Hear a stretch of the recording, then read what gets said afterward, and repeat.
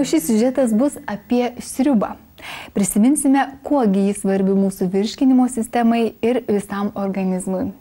Sriubos virti mes nemokysime, tačiau siužete tikrai bus labai naudingų ir praktiškų patarimų.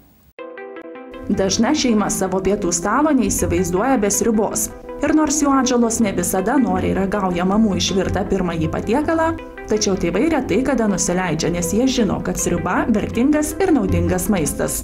Vienas dalykas, sriuba labai naudinga yra tuo, kad užtikrina maisto įvairovę.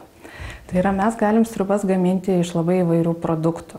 Iš mėsos, žuvies, kruopų, daržovių, vaisių, uogų, grybų.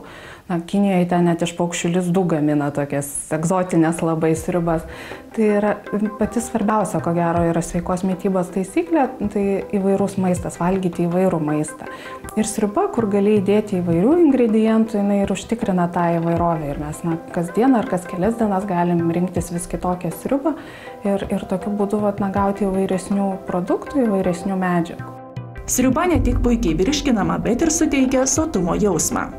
Nežiūrint to, kad joje yra mažiau kalorijų negu kokiam kitam patiekale, ar ten makaronuose, ar mėsos kepsnyje, ar netgi salotose, nes salotų kaloringumas nuo padažo priklausys. Jinai suteikia labai neblogai sotumo jausmą ir tas sotumo jausmas gan ilgą laiką išlieka. Tai visai patogu yra valgyti sriubą, pavyzdžiui, užkandžiui kažkokiam. Tai, nes žmogus, kuris pietauja apie 12 valandą, apie 4-5 valandą jis jau jaučiasi alkanas ir paprastai jau norisi kažko tai net neužkasti, o rimčiau pavalgyti. Tai tuo metu sriuba galėtų labai puikiai pasitarnauti, jeigu būtų tokia galimybė darbe suvalgyti sriubos.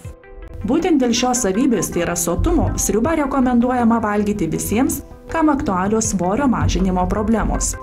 Jeigu yra svorio problemų, tai aš labai rekomenduočiau valgyti sriubas ir ypač žmonėms, kuriems yra labai didžiulis apetitas vakare, tai irgi rekomenduočiau pradėti nuo sriubos valgyti, nes sriuba jinai pradžiai numalšins tą didelį tokį apetitą ir po to nesijaus žmogus toks alkanas ir suvalgys mažiau. Kokių sriubų vengti žmogui su antsvariu, tai riebių sriubų. Tai yra tiesiog galima valgyti bet kokią sriubą, tik nesidėti papildomai į ją grietinės. Jeigu žmogui reikia priaugti svorio, tai gal sakyčiau, sriubų reikėtų valgyti mažiau. Dėl tos pačios priežasties, kad jinai suteikia sotumo jausmą. Ir jeigu žmogus yra mažo svorio, jisai, dėl fiziologinių priežasčių, jam anksčiau ateina tas sotumo jausmas ir jis paprastai nesuvalgo tiek, kiek reikėtų suvalgyti, kiek jam reikia.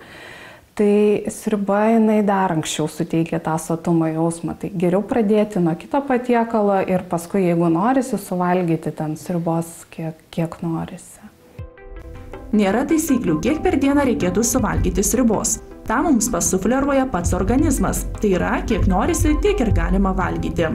Nėra tokių taisyklių, kiek reikia tos sriubos valgyti. Tai vienas iš tokių patiekalų, kurį galima valgyti, galima nevalgyti, kaip kas mėgsta. Ir šiaip Lietuvoje žmonės pakankamai daug sriubos valgo ir tai, aš manau, visai neblogai.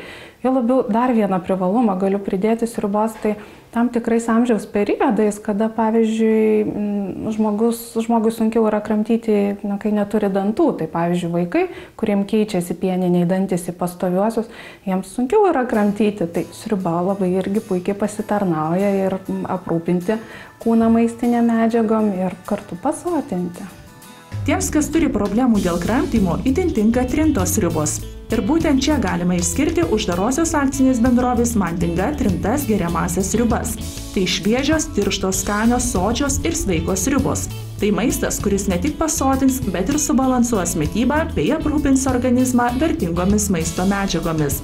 Šviežiausios daržovės ir itin kokybiška mėsa – tai privalomos Mandinga trintų geriamų sriubų sudedamosios dalys.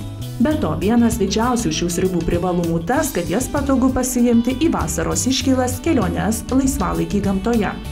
Aš rekomenduočiau, nes tai iš tikrųjų yra patogu, nes suteikia sotumo jausmą, ilgam suteikia sotumo jausmą, kartu yra ir skystis, tai yra aprūpina mus ir skysčiais, kadangi vis tiek mums reikia gerti ir galbūt ne visada patogu nešiotis daug buteliukų vandens.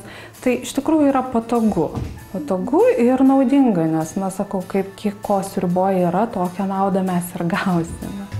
Mantinga trinta geriamoji sriuba tai pirmoji Europoje iš puodelio geriama šviežiai išvirta sriuba be jokių konservantų ir skonio stipriklio. Dėl to jas būtina laikyti šaldytuve. Mantinga sriubos idealiai tinka daugelio šiuolaikinių žmonių gyvenimo būdui. Tai reikia tik keletą minučių jas pašildyti mikrobangų krosnelėje. Tai yra, nebereikia užpilti jokių vandenių. Sriubą lengvai suplakame, tuomet nuplėšiame viršutinį dangtelį, pašildome mikrobangų krosnelėje 2–2,5 minutės, išmaišome ir skaniai geriame.